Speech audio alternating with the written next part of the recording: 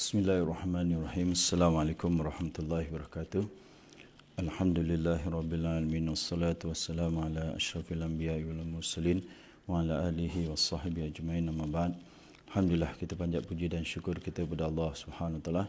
Kita mohon pengampunan Allah atas segala dosa kesalahan kita. Kita mohon perlindungan Allah daripada kejahatan diri kita dan kita mohon bantuan Allah Subhanahu wa taala untuk kita memahami kitabnya insya-Allah taala. Untuk tazkirah pada pagi ini, insya-Allah taala kita akan lihat kepada surah Fatir. Surah Fatir, surah yang ke-35, muka surat 438, ayat yang ke-21. Mula daripada ayat 21. Muka surat, sekali lagi muka surat 438, surah Fatir, surah yang ke-35. A'udzu billahi minasyaitonir rajim. Walladzi auhayna ilaika minal kitabi huwal haqqu musaddiqan lima baina yadayhi innallaha bi'ibadihi lakhabirum basir. ثم أورثنا الكتاب الذين اصطفينا من عبادنا فمنهم ظالم لنفسه ومنهم مقتصد ومنهم سابق بالخيرات بإذن الله ذلك هو الفضل الكبير. جنات عدن يدخلونها يحلون فيها من أساور من ذهب ولؤلؤا ولباسهم فيها حرير. وقالوا الحمد لله الذي أذهب عنا الحزن Inna Rabbana laghafurun syakur. Sadaqallahul azim. Allah Subhanahu wa taala pada kali ini memperingatkan kita tentang kitabnya dan juga golongan manusia yang menerima kitabnya pada ayat ini. Allah Subhanahu wa taala berfirman, "Walladzi auhayna ilaika minal kitab." Dan yang kami wahyukan kepada kamu wahai Rasul daripada kitab ni, iaitu Al-Quran. Yang Allah wahyukan kepada Rasulullah sallallahu alaihi wasallam daripada kitab adalah kitab Al-Quran. Jadi kitab Al-Quran adalah wahyu Allah Subhanahu wa taala kepada Rasul. Huwal haq. Di sini Allah Subhanahu wa taala nak tegaskan dia adalah kebenaran. Segala-galanya isi kandungannya adalah benar. Itu sifat Al-Quran Al-Haq. Dia adalah sebuah kitab yang benar.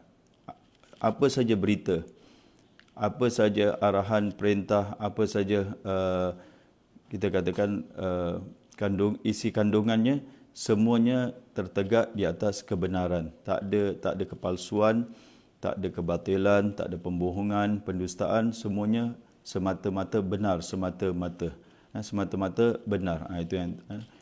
Itu sifat Al-Quran, huwal haq. Dan kita beruntung pada zaman sekarang ni, kalau kita tengok berita, nak dapat berita yang benar-benar tulen, benar-benar sah, yang pada hakikatnya benar, susah sangat nak dapat. Kita kena mencari ini. Allah Subhanahu wa taala berikan kepada kita kitab yang benar. Kitab yang benar, dan nak buktikan kebenaran dia, musaddiqan lima baina yadai. Dia membenarkan, dia mengesahkan kitab-kitab yang turun sebelumnya. Jadi Al-Quran ni bukan kitab yang bawa ajaran yang baru. Tapi sebelum dia ada kitab-kitab, kan, seperti kitab Taurat, kitab Injil, kitab Zabur, dan Al-Quran mengesahkan, membenarkan apa yang diturunkan sebelum dia, kitab-kitab yang diturunkan sebelum dia. Ini bukti bahawa Al-Quran ni adalah satu kitab yang benar. Dan Allah Subhanahu wa taala, innallaha bi'ibadihi, Allah Subhanahu wa taala Maha mengetahui bi'ibadi la khabirun. Allah Subhanahu wa taala Maha mengetahui atau Maha amat Allah Subhanahu wa taala la khabir artinya amat mendalam sekali pengetahuannya. Al-khabir datang daripada perkataan khabar. Kita nak tahu satu benda tu, biasanya kita tunggu khabar. Bila ada khabar, orang ceritakan kepada kita, baru kita tahu benda ni. Tapi di sini Allah sebenarnya la khabir, Allah Subhanahu wa taala tak perlu orang lain beritahu kepada Allah Subhanahu wa taala. Contoh, Allah tak tunggu malaikat nak report kepada Allah tentang kita, tentang hamba-hambanya. Allah Subhanahu wa taala Maha mengetahui tentang diri kita ni, apa yang kita rahsiakan dan apa yang kita sembunyikan, terutamanya apa yang kita rasa, apa yang kita zahirkan. Yang zahir semua orang tahu, tapi apa yang ada dalam isi hati kita ni, Allah Subhanahu wa taala la khabir, basir. Jadi khabir ni dalam, Allah mengetahui tentang dalaman kita. Basir ni Maha melihat yang zahirnya. Yang zahir Allah Subhanahu wa taala Maha mengetahui. Jadi inside out lah, Allah Subhanahu wa taala tahu tentang hamba-hambanya. Hamba-hambanya yang nakkan kebenaran. Hambanya yang nak mencari kebenaran. Seorang hamba ni kalau dia nak mencari kebenaran, bila dia dapat kebenaran tu, semalam kita kata, bila dia dapat kebenaran, dia akan gembira. Dia akan gembira sekali dengan kebenaran yang dia dapati. Begitu Allah Subhanahu wa taala, bila Allah Subhanahu wa taala menjelaskan kitabnya adalah kitab yang benar, terutamanya memberitahu tentang Allah Subhanahu wa taala, tentang pencipta. Siapakah pencipta yang benar? Siapa Tuhan yang benar? Maka bila hambanya dapat mengenali Allah Subhanahu wa taala, dia rasa gembira sekali. Dan Allah Subhanahu wa taala dalam kitab ni beritahu agama yang benar. Dan dia dah kenal Allah Subhanahu wa taala, dia dah tahu tentang Tuhan yang benar, dia akan ikut ajaran atau agama yang benar, dan dia rasa gembira sangatlah kerana dapat bertemu dengan agama yang benar. Begitu kita tadabbur sedikit kebenaran ni.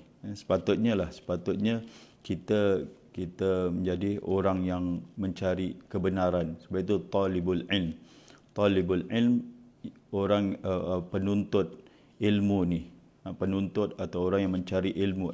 Al-ilmu, apa makna ilmu? Ilmu maksudnya haqiqatus syai', hakikat sebenar sesuatu perkara itu adalah ilmu. Jadi penuntut ilmu dipuji oleh Allah Subhanahu wa taala kerana mereka mencari kebenaran. Mereka menuntut kebenaran itu, mereka truth seeker lah gitu.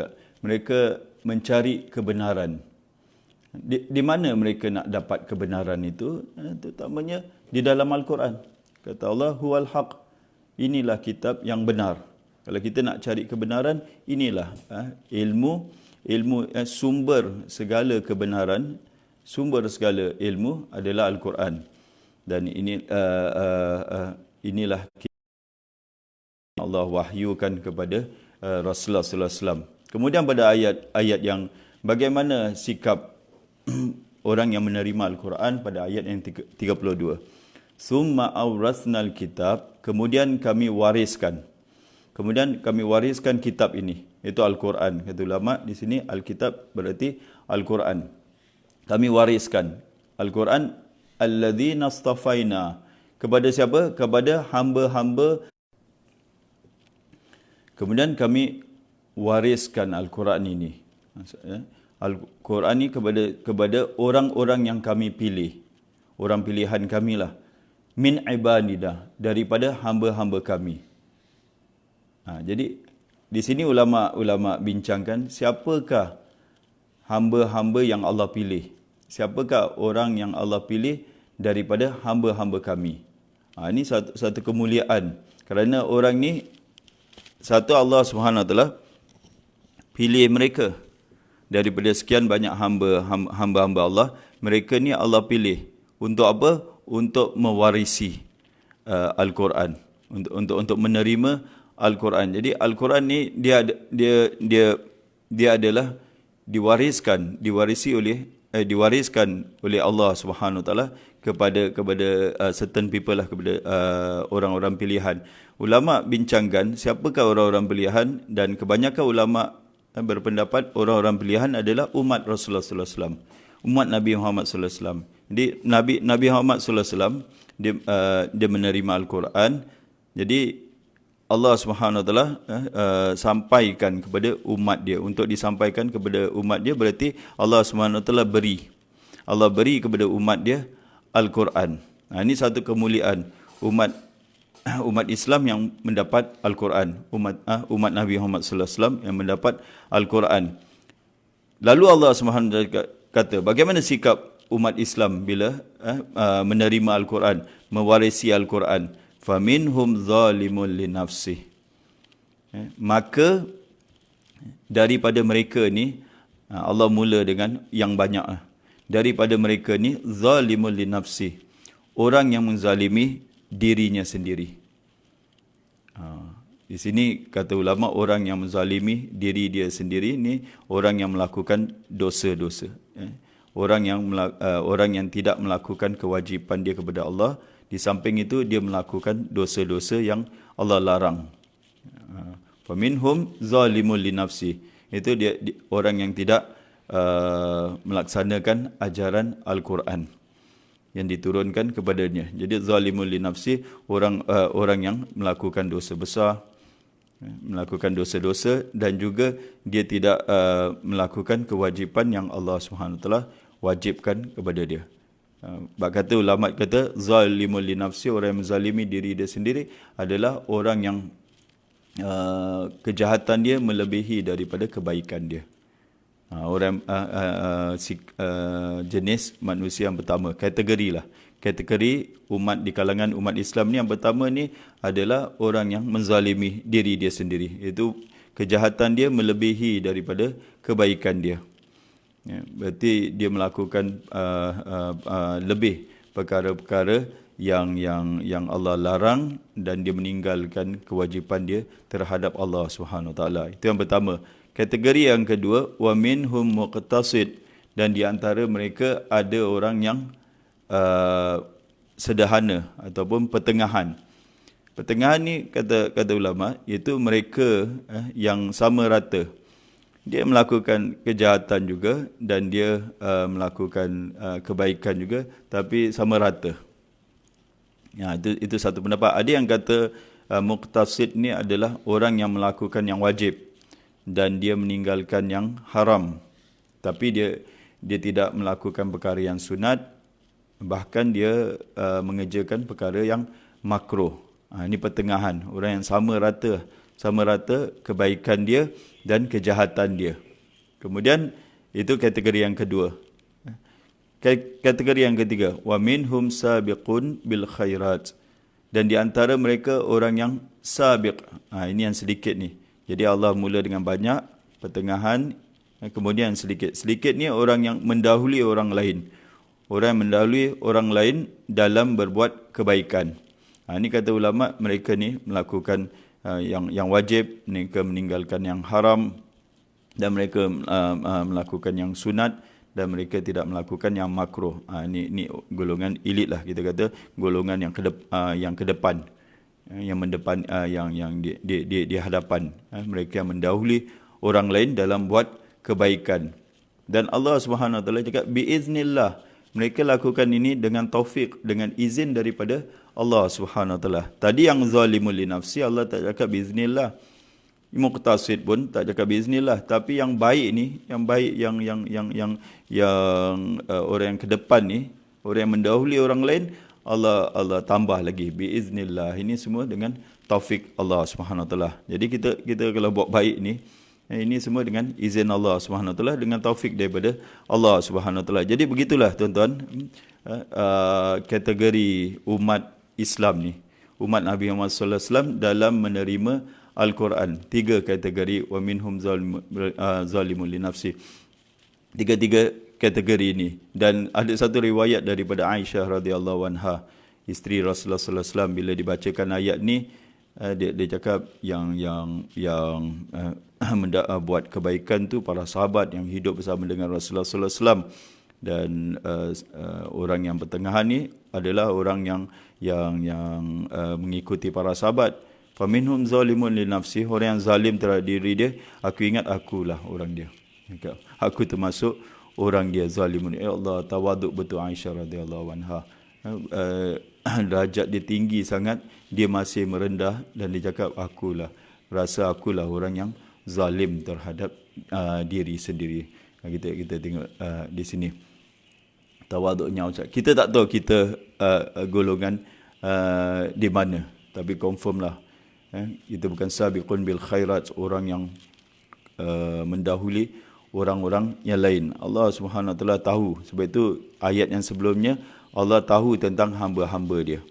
Allah innallaha bi'ibadihi, Allah Subhanahu Wa Taala terhadap hamba-hambanya, keadaan hamba, la khabirun, maha amat mendalam, mengetahui dan maha melihat. Dia Allah mengetahui dan Allah melihat, Allah memerhatikan sikap kita terhadap Al-Quran ni. Sikap kita terhadap Al-Quran ni. Dzalika huwal fadlul kabir. Kemudian Allah tutup ayat yang 32 ni, itulah yang demikian itu. Apa maksudnya itulah yang demikian itu adalah Al-Quran itu, pewarisan. Warisan Al-Quran itu adalah pewarisan Al-Quran itu adalah fadlul kabir, adalah kurnia yang besar sangat daripada Allah Subhanahu Wa Taala. Bayangkan inilah kurniaan, kita dikurniakan macam-macam, kita dikurniakan anak, kita dikurniakan isteri, suami, kita dikurniakan banyak kurnia, kita dikurniakan tubuh yang sihat, kesihatan, kita dikurniakan kemewahan. Apa saja kurniaan tak boleh lawan dengan kurniaan dikurniakan Al-Quran. Tapi malangnya ini yang kita tak nampak. Kurniaan yang paling besar Allah kata adalah bila kita dapat membaca Al-Quran, dapat memahami Al-Quran, dapat tadabbur Al-Quran, dapat mengikuti Al-Quran, dapat berinteraksi dengan Al-Quran. Itulah satu kurniaan yang besar sekali bagi kita. Itu Allah tegaskan dalam banyak ayat. Allah cakap fadlul kabir, inilah kurniaan yang besar daripada Allah Subhanahu Wa Taala, yang mana kebanyakan ramai daripada umat Islam ni lalai terhadap kurniaan ini, pemberian. Inilah pemberian yang besar yang Allah Subhanahu Wa Taala tak ada pemberian yang lebih besar daripada diberi sebuah kitab yang benar, wahyu Allah Subhanahu Wa Taala, diberi mukjizat yang terbesar. Kadang kita tak menghargai lah pemberian Allah Subhanahu Wa Taala, harta warisan. Contohlah, seorang ini mewarisi rumah banglo yang dia dapat daripada peninggalan ayah dia. Rumah banglo yang besar, siap dengan kereta, tapi dia tak tinggal dalam rumah banglo tu. Dia tidak menggunakan apa facilities dalam rumah banglo itu, sehingga rumah banglo tu jadi usang, buruk, kereta pun pancit tayar dia sampai tak terpakai. Bagaimana kita cakap? Kita katakan kepada dia, engkau ni bapa engkau dah wariskan ke rumah. Dia tinggal rumah flat lah, contoh rumah flat yang kecil. Rumah yang kecil, dia lebih selesa, dia lebih seronok tinggal di dalam rumah flat yang kecil. Sedangkan bapa dia dah wariskan kepada dia banglo yang besar dengan segala perkakas di dalamnya. Allahu Akbar. Manusia akan cakap Allah. Bahasa kita, kalau bahasa kita bodoh betul kau ni. Allah bodoh betul. Bapa engkau dah bagi engkau rumah banglo ni, engkau tak tinggal, engkau tinggal di rumah yang kecil. Engkau tak ada kenderaan semua dalam perkakas semua, dengan ruang tamu semua, dengan kursi meja dia siap semua untuk kau tinggal saja. Kau tak tinggal. Jadi ini macam kita yang Allah Subhanahu Wa Taala dah berikan kepada kita kurniaan, pemberian yang besar, tapi kita tidak menghargai kurniaan Allah Subhanahu Wa Taala. Jangan sampai kita jadi macam istilah kera mendapat bunga. Macam kera mendapat bunga. Kita tidak menghargai pemberian Allah Subhanahu Wa Taala. Ini kita sedih. Tiga golongan yang Allah Subhanahu Wa Taala terangkan. Dan yang mengejutkan, ini rahmat Allah Subhanahu Wa Taala. Sebab itu Al-Quran ni berita gembira, tuan-tuan. Berita gembira. saya ada bukti. Saya nak buktikan pada pagi ini bahawa Quran ni berita gembira. Tuan-tuan kalau dengar ni mesti bergembira. Daripada 3 golongan ni, yang zalim terhadap diri dia, yang sederhana dan yang sabiqun bil khairat, orang yang mendahului orang lain dalam buat kebaikan, Allah kata balasan semua ni, 3 ni daripada umat Nabi Muhammad, jannatu adnin. Mereka semua ni yadkhulunaha, mereka semua ni akan masuk syurga Aden. Kita kata 3 golongan. Ya. 3 golongan ni Allah janjikan. Itu yang zalim terhadap diri dia sendiri, yang melakukan dosa, Allah SWT akan mengampuni dia. Allahu Akbar. Allahu Akbar, kita kata. Allah SWT akan mengampuni. Jadi kata ulama, yang sabiqun bil khairat, Allah masuk, yang mendahului orang lain ni, dia akan masuk tanpa hisab. Yang sederhana, dia akan masuk dengan hisaban yasiran, dengan hisab yang ringan. Yang zalimul li nafsi, yang menzalimi diri dia akan masuk dengan rahmat Allah. Ada yang cakap dengan rahmat Allah, ada yang cakap dengan pengampunan Allah SWT, ada yang cakap dia akan masuk dengan syafaat Rasulullah SAW. Allah, semua mereka akan masuk dalam syurga. Macam mana, selama mereka tidak melakukan kesyirikan, dosa syirik dan dosa kufur, semua mereka akan masuk syurga. Kita semua ada peluang, tuan-tuan.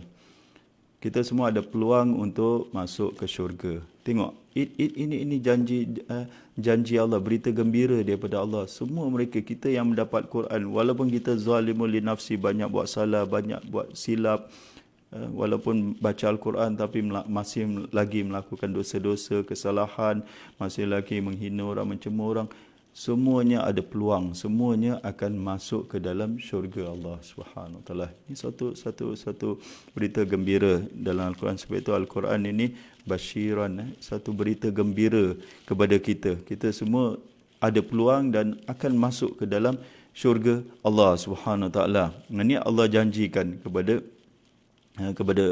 mereka yang mewarisi Al-Quran. Allah janjikan balasan mereka adalah syurga Aden, mereka akan memasukinya. Jadi yuhallawna fiha min asawira min dhahab wa lu'lu'a, mereka akan dihiaskan di dalamnya dengan gelang-gelang daripada emas dan mutiara. Jadi sejauh mana kita ambil wuduk tu, sejauh itulah gelang-gelang kita. Sebab itu kita digalakkan untuk lebih-lebihkan berwuduk. Air wuduk ni sampai ke atas pun boleh juga. Kerana di situlah kita akan pakai gelang-gelang emas dan mutiara. Walibasuhum fiha harir, dan pakaian mereka di dalamnya adalah harir, daripada sutra. Bila masuk saja, tuan-tuan, kita tengok ahli syurga ni. Kita mohon kepada Allah, ya Allah, jadikanlah kita dari kalangan ahli syurga. Jadilah kita hamba-Mu yang Kau pilih untuk masuk ke dalam syurga-Mu, berbahagia di sana. Apa yang mereka ucapkan ahli syurga ni bila masuk? Orang-orang ni semualah, umat Nabi Muhammad sallallahu alaihi wasallam, bila masuk ke dalam syurga sebagai tanda syukur, waqalul hamdulillahilladzi azhaba 'annal hazan. Mereka dengan leganya mereka alhamdulillah. Jadi mereka, di sini ulama cakap, tak katakan I deserve this, aku berhak untuk dapat syurga ini kerana amalan aku, kerana usaha aku. Tak, mereka tak kata gitu. Mereka kata alhamdulillah, segala puji bagi Allah Subhanahu Wa Taala yang telah menghapuskan duka cita daripada kami. Apa duka cita itu? Duka cita sebelum masuk syurga. Sebelum masuk syurga ni, mereka ada yang cakap ini adalah orang yang zalimul li nafsi. Sebelum mereka masuk syurga itu, dia kena tahan kerana banyak perbuatan dosa yang mereka lakukan. Jadi cuaklah, kita cakap, pada ketika itu sedih dan takut. Tapi bila dapat masuk syurga saja, alhamdulillah, dengan leganya mereka cakap alhamdulillah yang telah menghapuskan perasaan hazan, takut ataupun duka cita, bimbang dari kami. Inna rabbana la ghafurun syakur. Sesungguhnya Tuhan kami, Rabbana, sesungguhnya Tuhan kami itu ghafur, yang menutup segala dosa, yang mengampuni dosa, maha pengampun atas dosa-dosa yang kami lakukan. Syakur, sekali lagi syakur ni adalah yang berterima kasih. Jadi dia Allahu Akbar. Kita lihat di sini sifat Allah SWT. Hambanya buat salah. Kalau kita ambil lah yang zalimul li nafsi, orang yang menzalimi diri. Hamba dia buat salah, hambanya buat dosa. Allah SWT ampun dosa hamba tu, lepas tu Allah berterima kasih pula, bersyukur pula kepada hamba. Kita cakap Allah bersyukur, itu Allah SWT beri balasan, beri balasan akan amalan mereka. Dengan mereka bertaubat kepada Allah SWT, dengan mereka kembali kepada Allah SWT, Allah bersyukur kepada dia. Allah berterima kasih. Berterima kasih Allah SWT, atau Allah akan membalas dia dengan sebaik-baik balasan. Hamba dia yang buat salah, tapi Allah pula yang bersyukur kepada hamba dia. Allahu Akbar. Kita lihat betapa tinggi, betapa mulianya sifat Allah SWT dalam mengampuni hambanya, bersyukur pula terhadap amalan hambanya. Kita mohon kepada Allah SWT agar Allah SWT beri kita kekuatan, beri kita istiqamah untuk kita mentaati Allah SWT, untuk kita menurut perintah Allah SWT dalam Al-Quran. Moga-moga Allah SWT masukkan kita semua ke dalam syurganya. Dan ini berita gembira, sepatutnya kita share dengan kawan-kawan kita, dengan keluarga kita, tentang kita semua ada peluang untuk masuk syurga Allah Subhanahu Wa Taala, walaupun dengan dosa, dengan kesalahan yang kita lakukan.